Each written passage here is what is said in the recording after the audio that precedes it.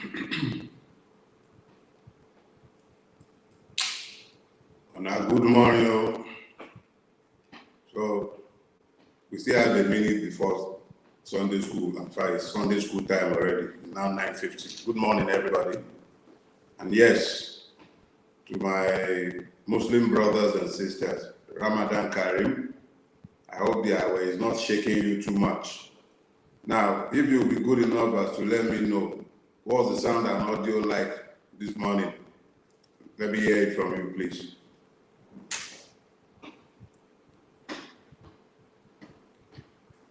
Good morning. Can you hear me? Is the video good today? I did what I could with the sound. I had to invest in a mic. Can you imagine? But I can do very little with the picture quality. That's entirely up to the network. All right. I'm getting the response. Nice one. So everybody is saying it's good so far. So let's keep our fingers crossed and hope that the networks will not go completely crazy again today. Perfect. Thank you very much for the feedback. So I got 3 questions that came in during the course of the week. So let's take those ones first. Oh, somebody's saying they're here, but you see, Obi-Wan, you say you're getting some feedback. It might be something to do with your own system because everybody else is saying they can hear me loud and clear. So let's start. I have 3 questions today. The first one is from a gentleman called Chris of Formese. So why should Peter Obi participate in the next election, knowing that he will be up against Jaguda, who has the deepest pocket and who is a master rigger with the likes of Wike in his camp? See, I'm not in this for Peter Obi or anybody else for that matter. I'm in this for all of us. For me, for you, for our children. Whoever cares to be running in 2027, if that's the game we're going to be playing, it wouldn't matter whether it's Jaguda or whether Wike is there. It will be about how prepared we are as a collective. If we are prepared, 1,000 Jaguda cannot stop us. The only reason Jaguda got away with this one is because we were divided. A key component of the Nigerian conscious layer was not part of the obedient movement, and we did not plan without them.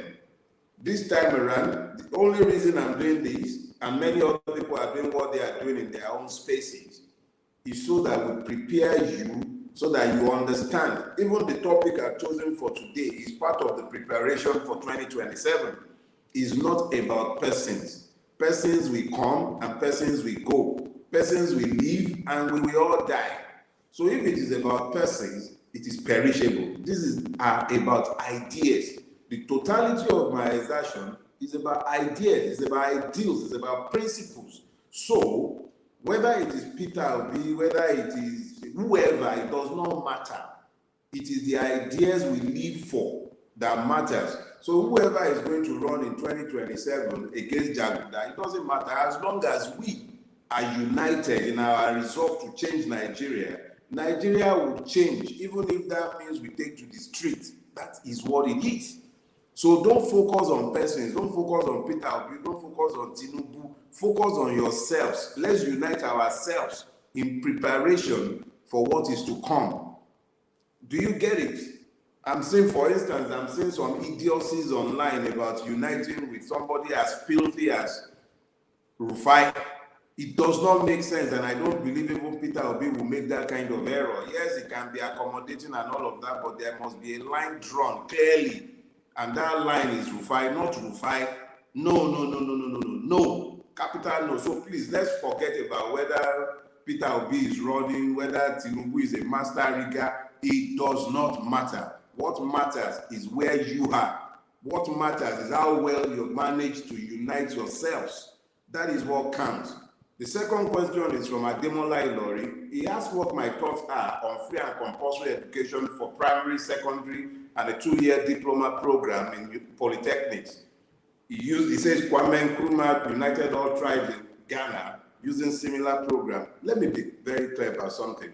As part of my discussion this morning, I'm going to speak to the role of education in I'll speak to that. But just to answer your question, I'm all for it.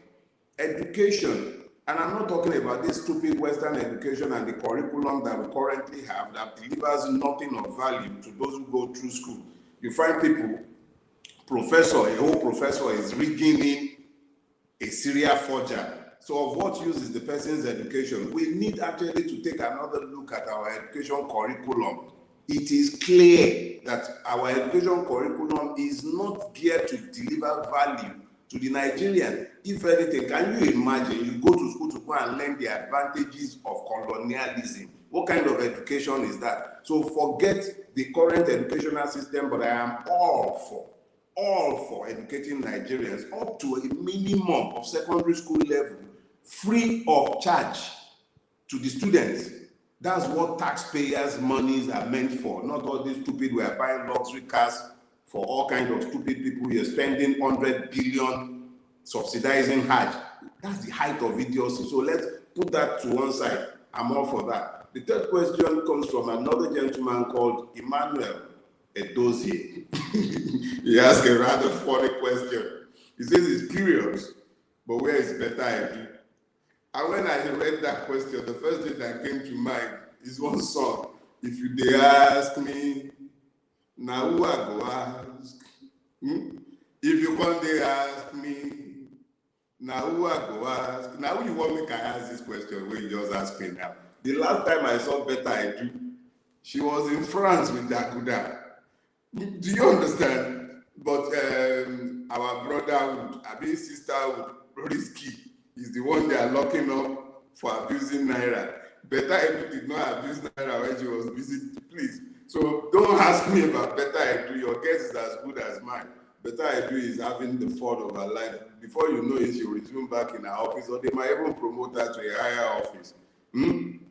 There's nothing wrong with Better Edu. Better is chopping better. Now me and you, they deal with the many madnesses thrown up by the country we call home, okay? So Better is better. She's doing her own in her own space. Those are the three questions that came in during the course of the week. Keep them coming. I look forward to seeing more of your questions.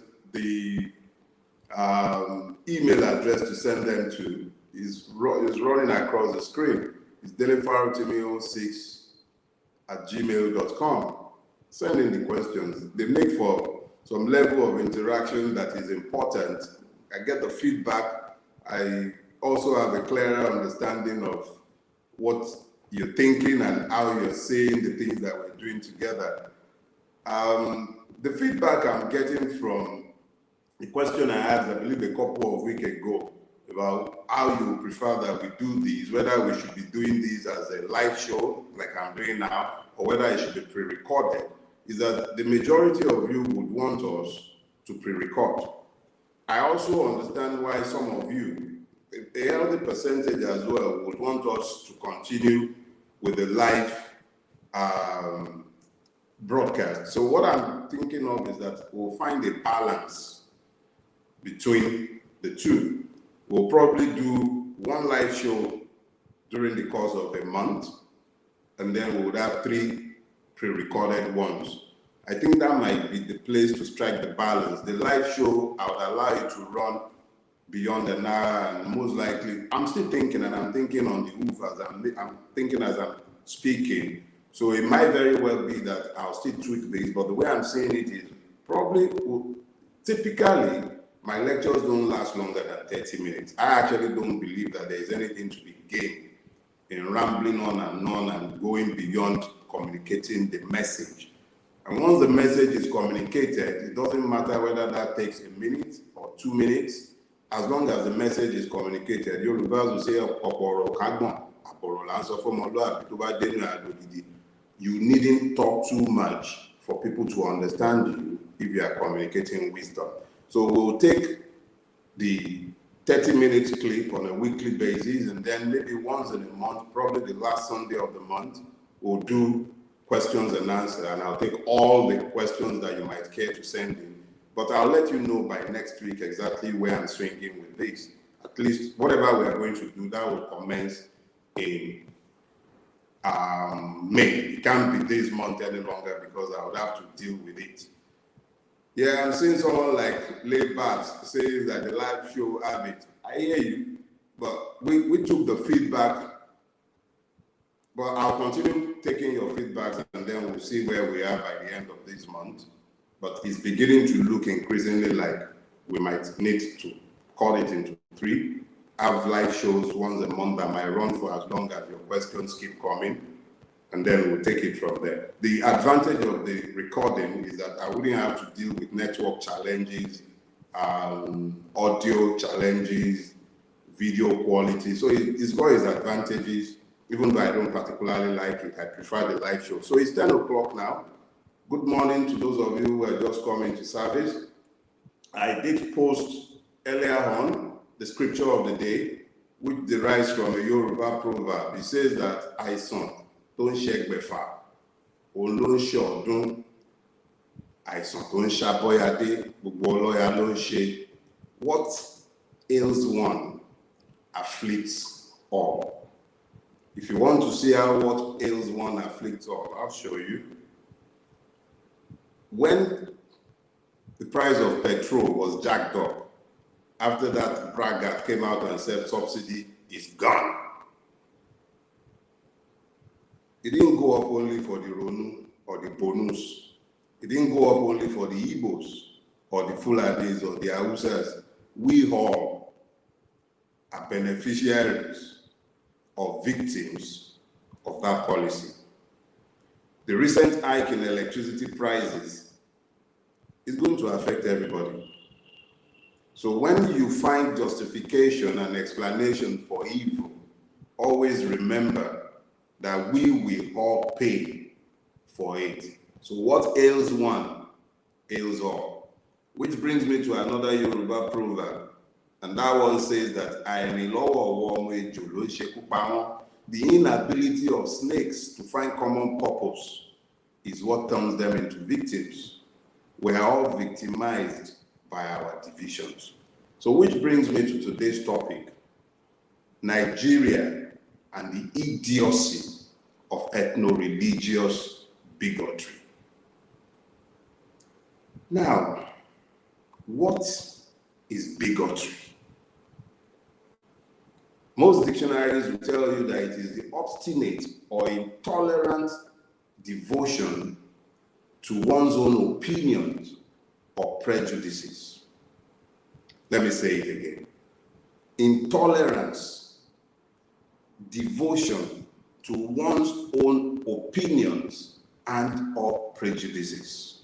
A lack of internal travels within Nigeria has led to a situation where Nigerians, flowing from its foundation based on ethnic nationalities, not citizenship, have evolved to the point where the average Nigerian, having no knowledge of his fellow Nigerian beyond his own narrow confines or ethnic nationality, has grown to be particularly parochial in his thinking, that he believes that the man that he does not know, whose culture and belief systems are different from his own, are his enemies.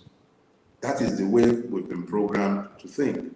But what has led me to pick this topic for today? It is the earpiece situation. Earpiece is my preferred local hairline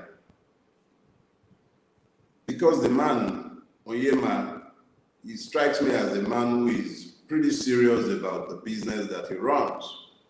He doesn't appear to, at least I don't know him personally, I've only seen him physically once. But he strikes me as a man who knows what he's doing. So I devoted myself to flying his airline. Yes, they're sometimes pretty late. If you are not taking the first flight, sometimes you might end up waiting hours. But of all things Nigerian that flies in the sky, it's been my preferred airline. So I've been flying Airpeace for a while, but I've never flown them internationally outside of Africa because I'm not sure they've ever been given the privilege. But in recent times, as Naira has taken wings and began to crash, Foreign airliners have been fleecing Nigerians like no man business, and like a lot of Nigerians have been forced to go to Ghana to originate their trip from Ghana. Some have had to go to Cotonou. They've gone to different places to originate their flight because it's cheaper to fly from those destinations than to fly from Nigeria itself. That's how bad our situation has become. We've become the cash cow for foreign airliners. Nobody more, none more than British Airways and Virgin.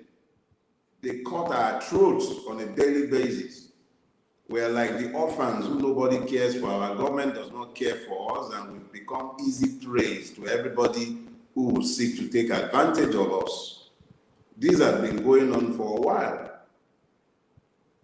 And then here peace came with their slots to fly into England, London to be specific.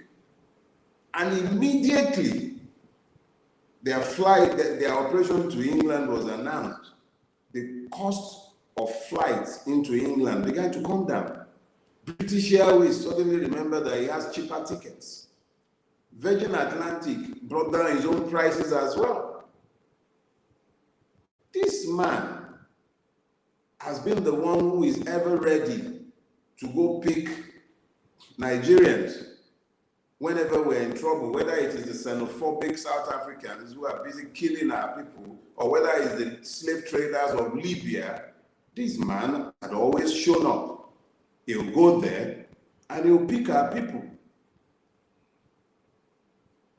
There is nothing to be said other than to praise Onyema for what he'd been doing. And then he said he was going to England, and prices began to come down. And then the first flight to England, some of the cabin crew were wearing Isiagu.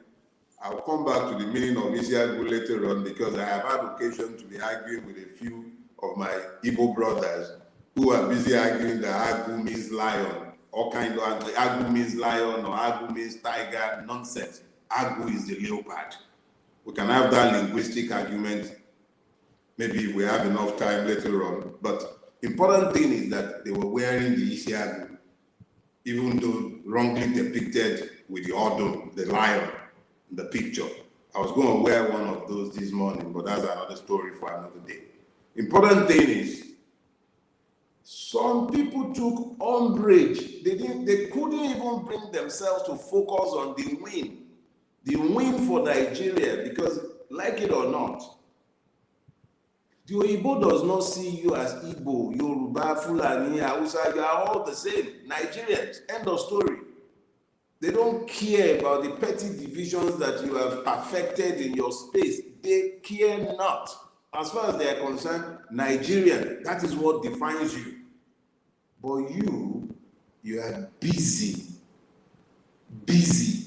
quarreling over the fact that somebody who bought planes with his own money is running his operation, elected to project what should be a thing of pride to all of us. Nigeria is not a nation. It's a pseudo-state, a criminal enterprise. And some people like Onyema are trying to build a nation. A nation is a melting pot of different things.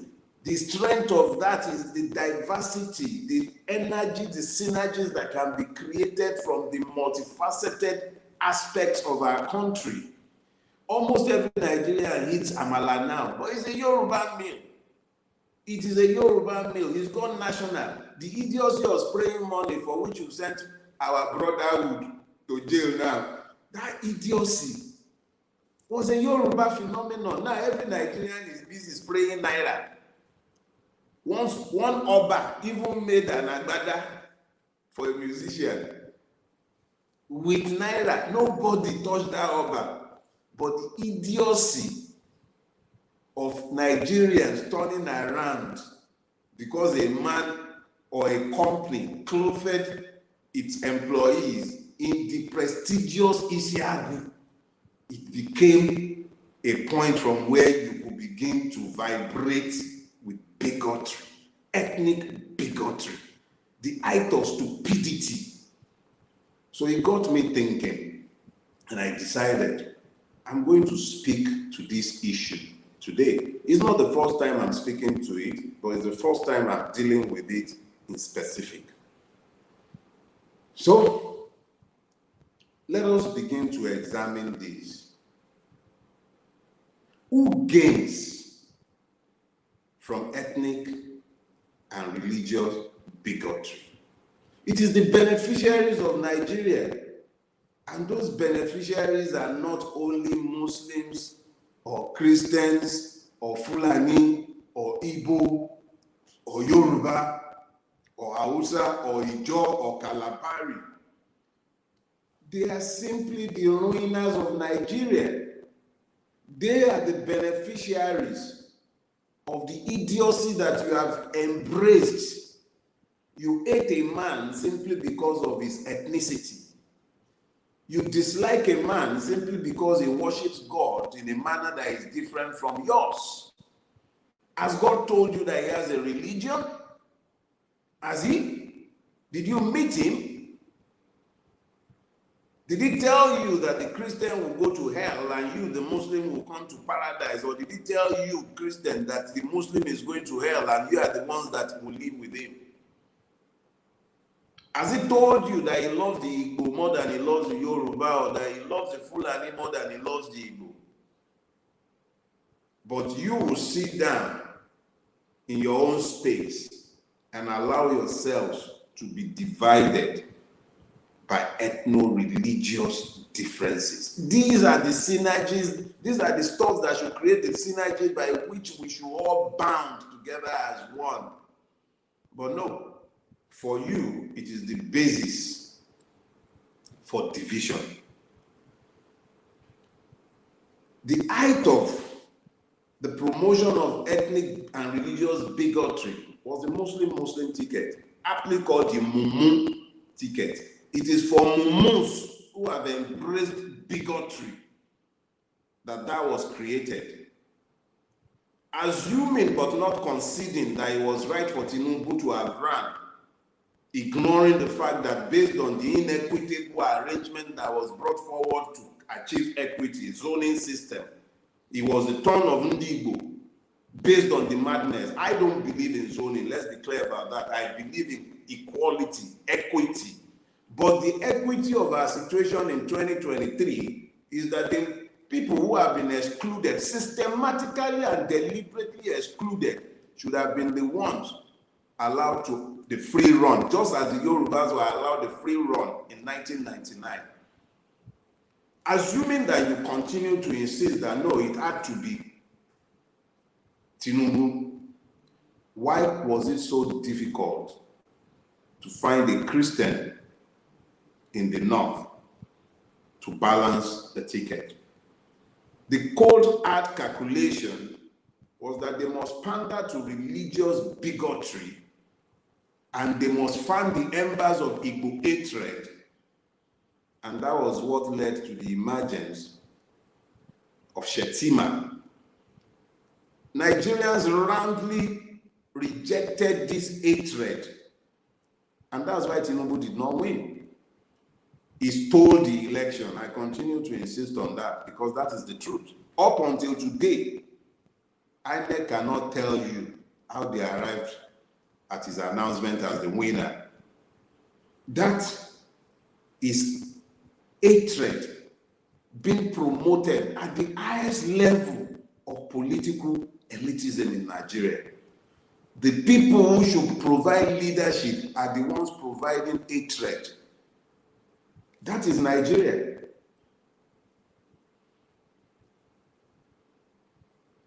But I have spoken to religion before, and it is important that we speak to it again and how it promotes bigotry. Religion comes from the Latin root religare. When you examine the etymology, you find that it means to bind. If you go into some dictionaries that have illustrations, you find the picture of a bird with his wings, with which it's supposed to fly, bound with strings, so that it is restricted in its capacity to fly.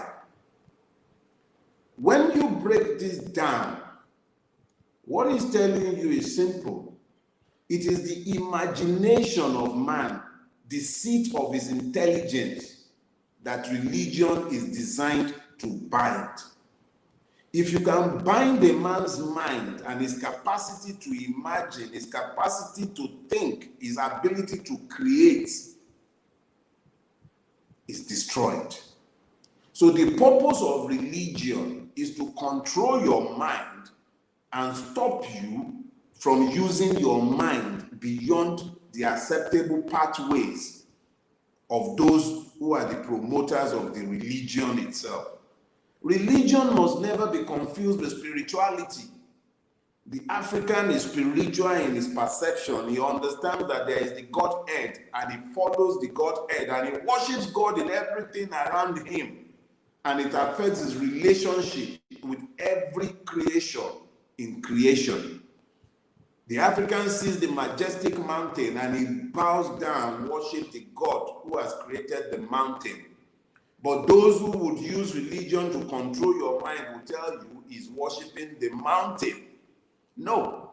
He sees the majestic river and he bows down and worships the awesome God who has created the river. He sees the ocean. He worships the might of the Almighty God of creation who has created that. That is spirituality. It must never be confused with religion. Spirituality seeks to connect you with God.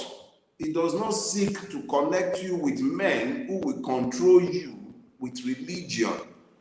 Unfortunately, Nigeria is the place where religion has come to find its true meaning. Men, puny men, puny men given to their carnality, out to make a buck, have turned religion into a deadly weapon by which they have limited your capacity to think.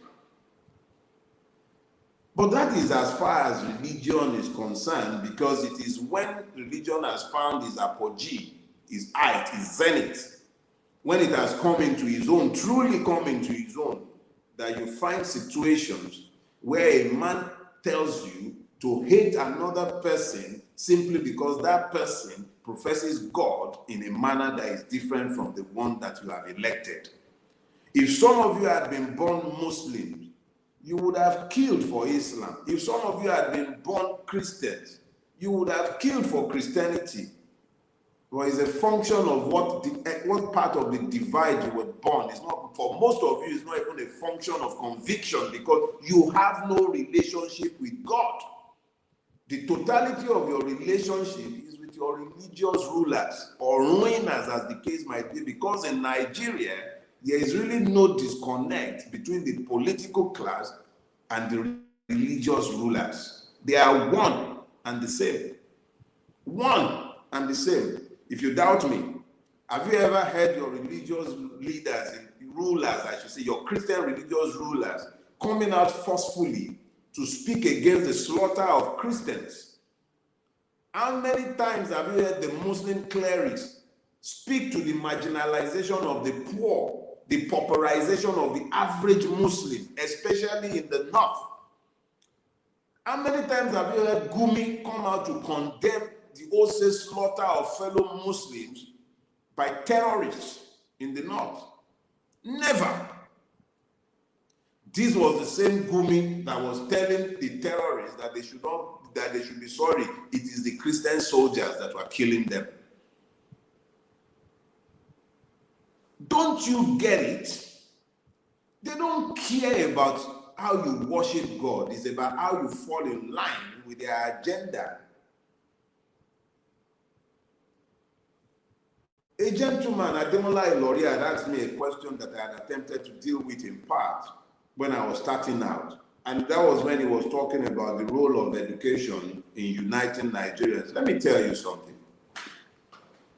They will rather indoctrinate you religiously than to give you education that frees your mind.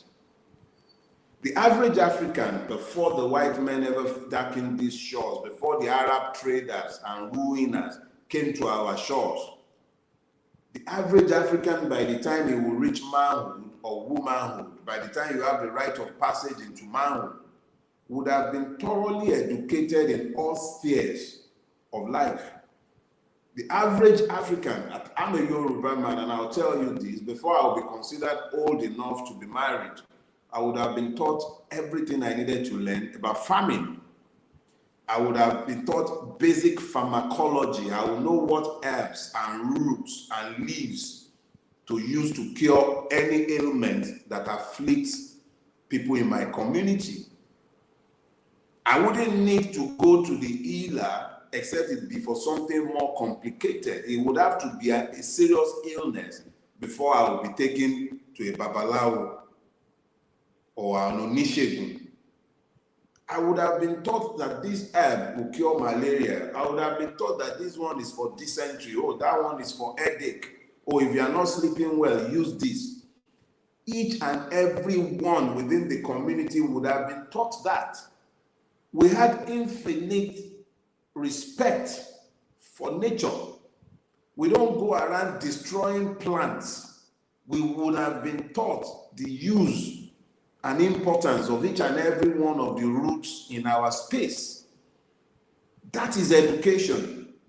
By the time a man is old enough to have his own home, because he had been part and parcel of those who built so and so person's homestead when he was old enough, he will call on his community and they would all come together to build his own. So even though there were no builders, strictly so called, the average person had learned the skill growing up. He knew how to build. Everything that pertained to good life was already in our space long before we were corrupted by what you call education. The average person comes out of the university system today a functional illiterate. If we were educated, properly educated, most of these problems would not be arising. It wouldn't even come up at all. But because we've been deliberately miseducated and indoctrinated, it has become impossible for people to understand that the next man is your man. The language he speaks counts for very little. He wouldn't have any religion, he will have spirituality.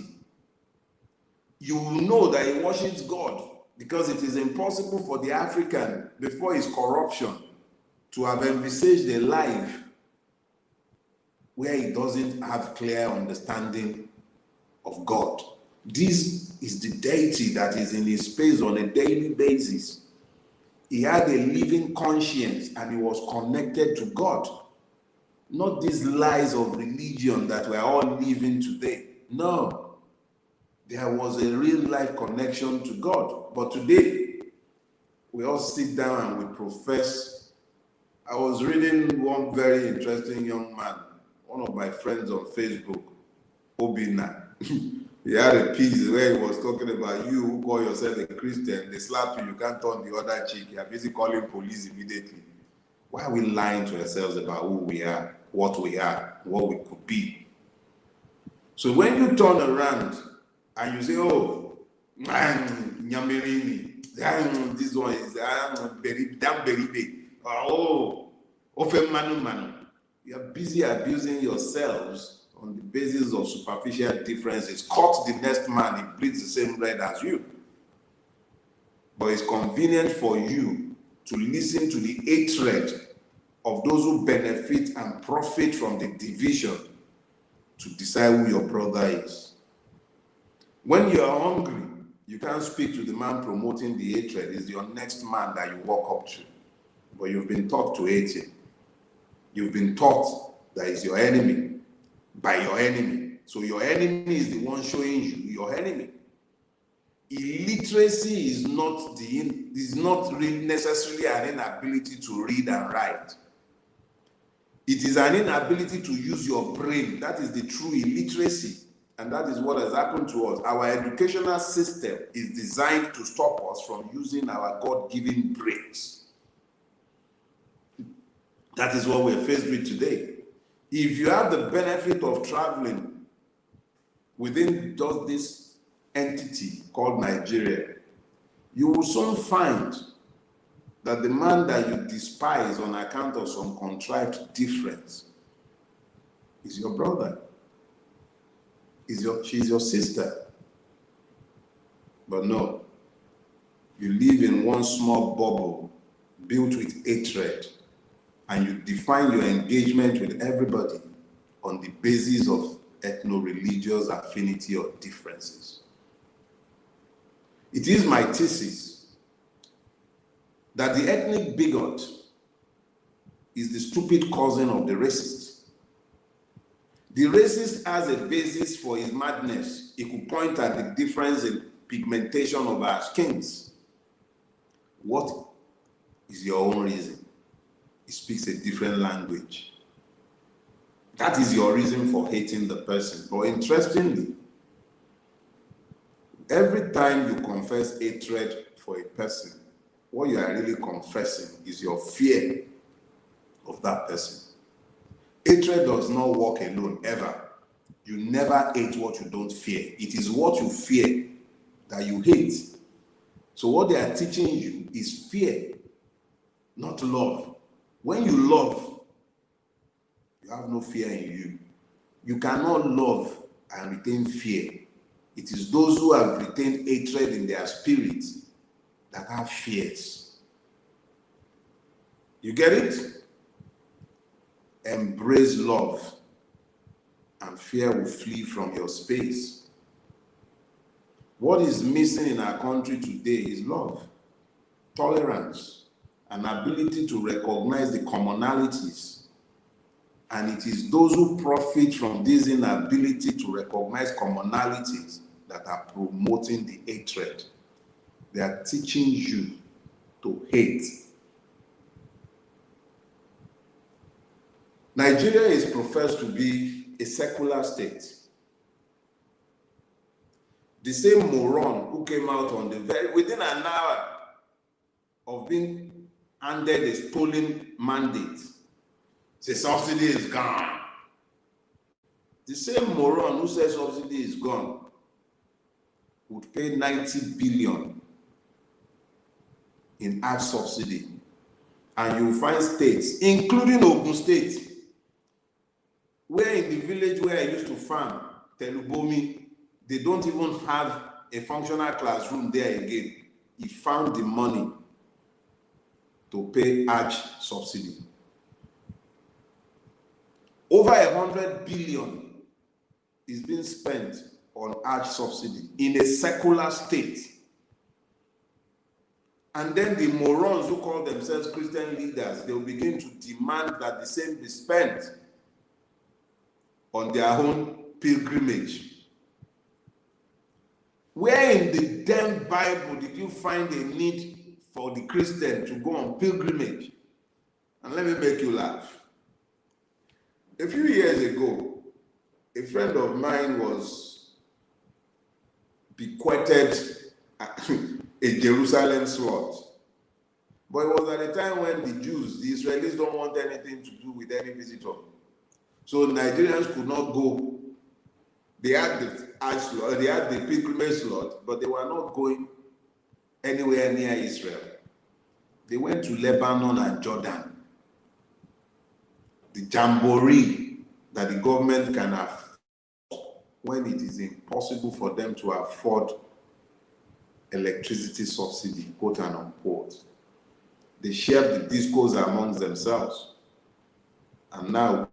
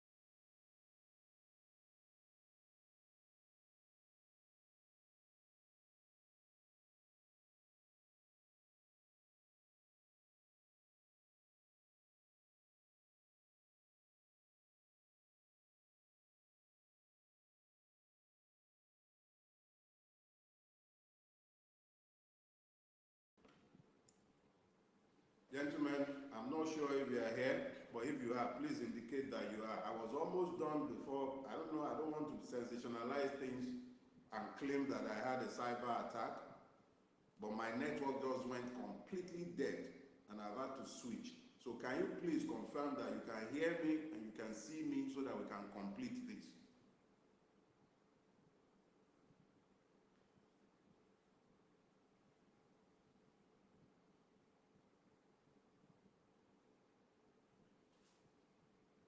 Hello? Are you guys there? Good. So I guess that's what you see when you are trying to do certain things in Nigeria. But I'm happy that you can hear me again and that we are seeing each other. Before everything went off, I was speaking to the idiocy of a situation where those who cannot afford to fund education, those who cannot afford to have you enjoy reasonably priced electricity, those who cannot afford to pay a living wage are able to afford to spend billions, over 100 billion on ag subsidy. And that is only on fares. When you begin to factor in the discounted rate at which they are going to sell forex to intending pilgrims, you begin to compute exactly what the society considers important. Those who rule Nigeria are actually ruining it because they prefer to keep you and I ignorant at all times. It is more in their interest that we are kept stupid. Oh well. The wastage of our scarce resources in pursuit of religious idiocy plays into the agenda and suits those ruining Nigeria.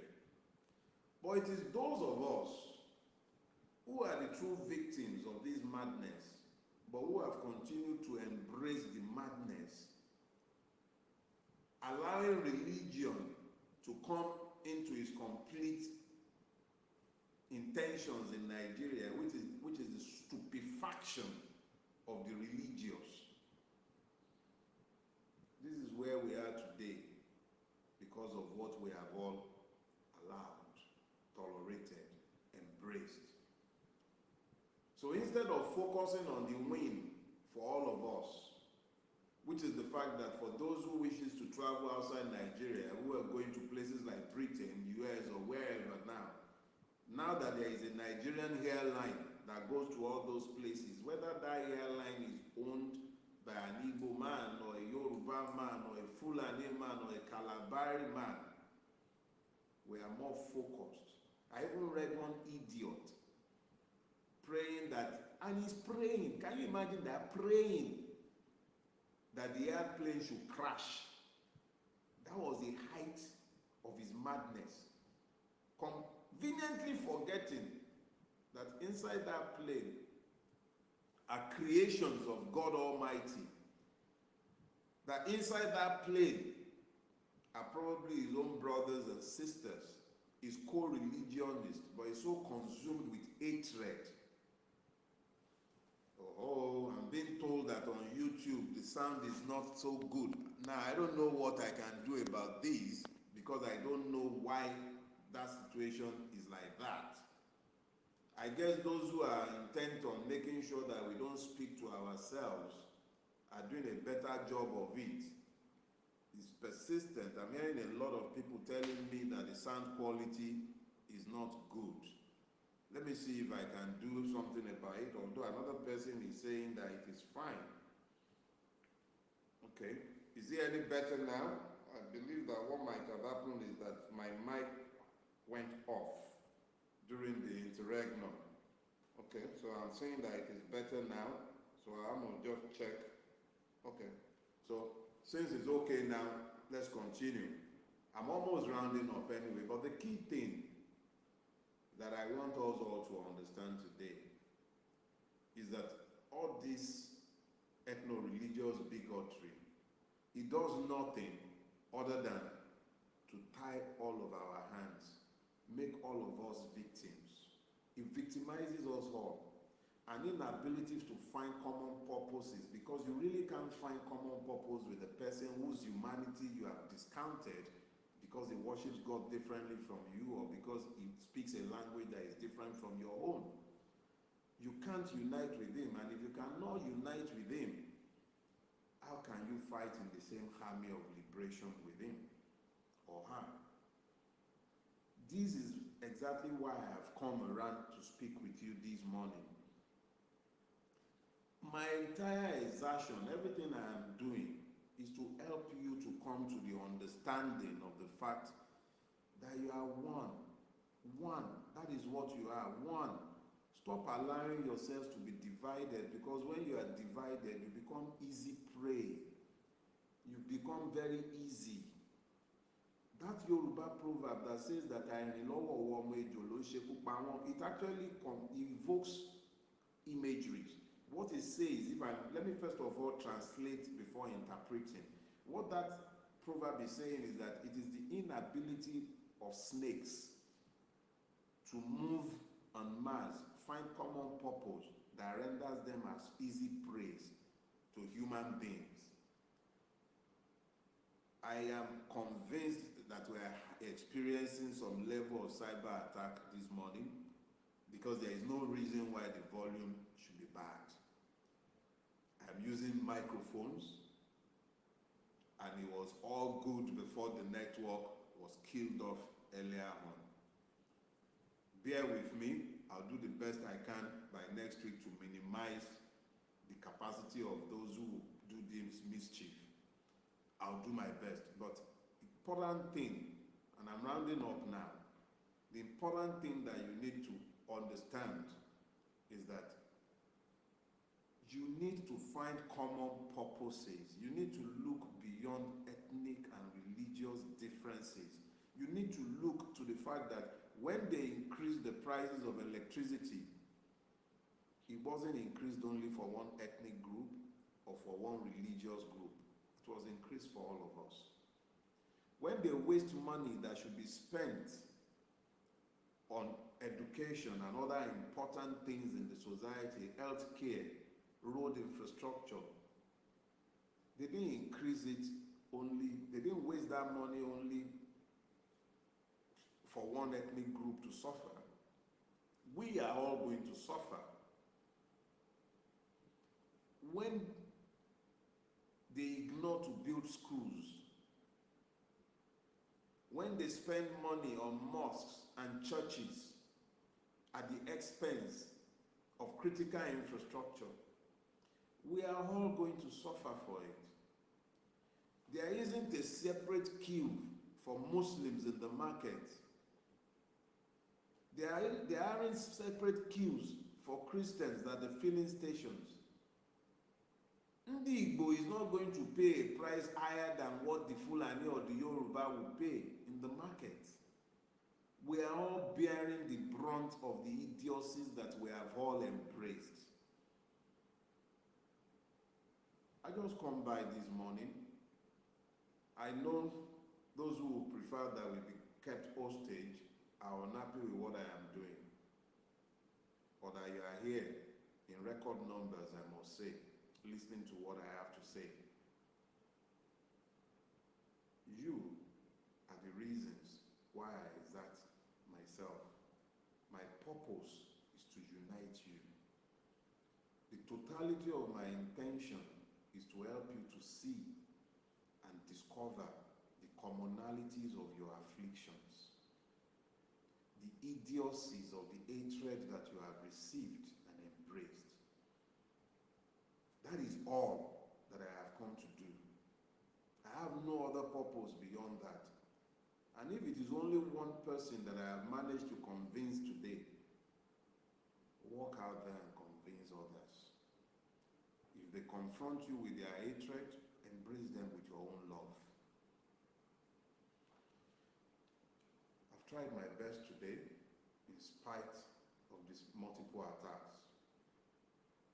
You do your own best as much as you can as well. I'll see you again next week, if it pleases God to keep us all alive. I'm not daunted by these cyber attacks. If anything, I will speak with those who have knowledge of how to prevent this in future. Have you blessed weeks? And for you, my Muslim brother and sister, I leave you in the hand of the Almighty God, and I wish you Ramadan Kareem as your fast will come to an end this week.